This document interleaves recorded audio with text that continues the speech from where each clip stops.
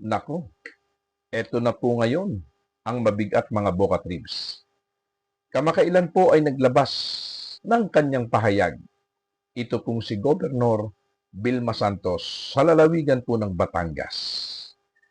At sa kanya pong pahayag ay buong sama ng loob na kanya pong nilinaw ang mga kumakalat po ng mga peking mga video ayon po sa kanya na ipinakakalat po online para po wasakin at sirain po ang kanilang kredibilidad ng kanyang pamilya sa larangan po ng politika.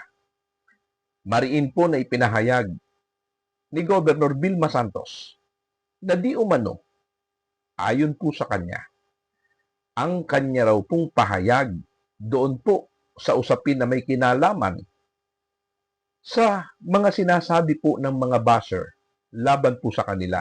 Di umano, ito raw po ay hindi totoo. Sapagkat doon po sa kanyang orihinal na pahayag, wala po siyang inilabas, di umano, na panglalait o pang-iinsulto sa mga netizens, sa mga social media viewers and listeners, at gayon din po sa lahat po ng mga mamamayan doon po sa lalawigan ng Batangas.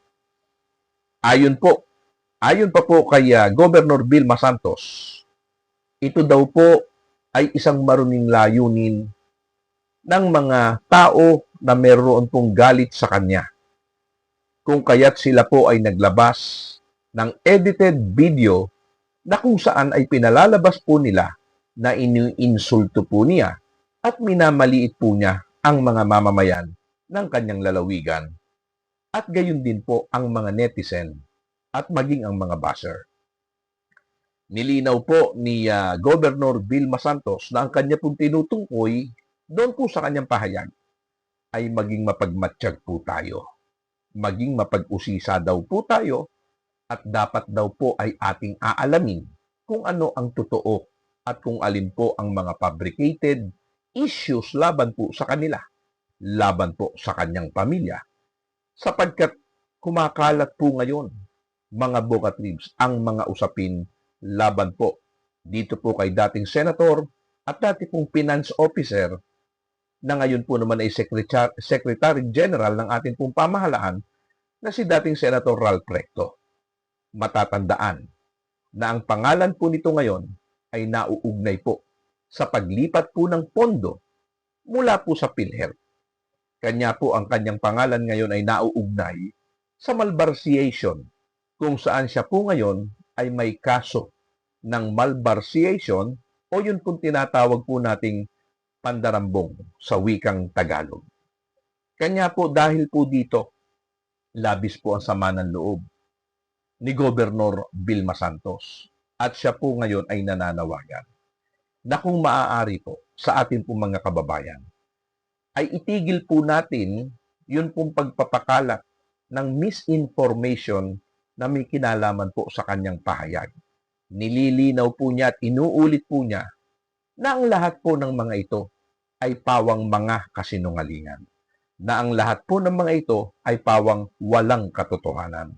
Sapagkat ito po ay pinutol-putol na kanyang mga video ayon po sa kanya para po palabasin at sirain ang kanyang kredibilidad at palabasin po na kanyang minamaliit ang mga mamamayan ng lalawigan po ng Batangas sa pagsasabi na ang mga ito po kaya po sila tinitira ay dahil sila ay mga nasa sa ibaba at siya ng kanyang pamilya ay mga nasa sa itaas. Ito daw po ay walang katotohanan.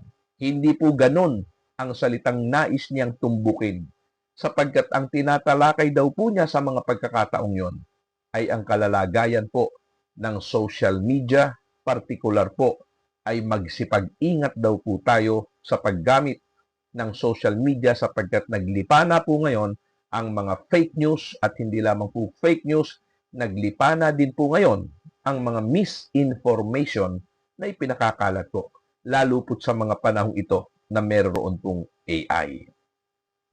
Kanya nga po sa punto ni Gobernador Vilma Santos, marahil nga po na ang kanyang sinasabi ay may katotohanan. pero po pwede rin pong wala. Alin man po sa dalawa ang totoo.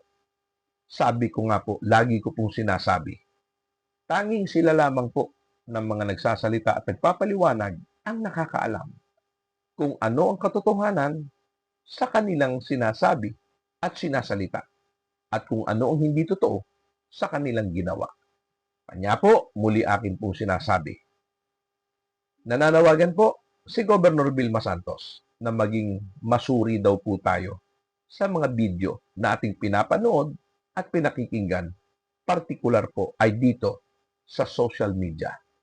Sapagkat talaga daw po na naglaganap, at yun po naman ay totoo, naglaganap po ang katiwalian sa pamamaraan po ng paggawa po, paglikha po ng mga content dito po sa social media. Kaya tama po naman doon sa puntong yun si Governor Vilma Santos. Maging masuri po tayo, maging maingat po tayo. Siguraduhin po natin na ang ating pinapanood ay totoo.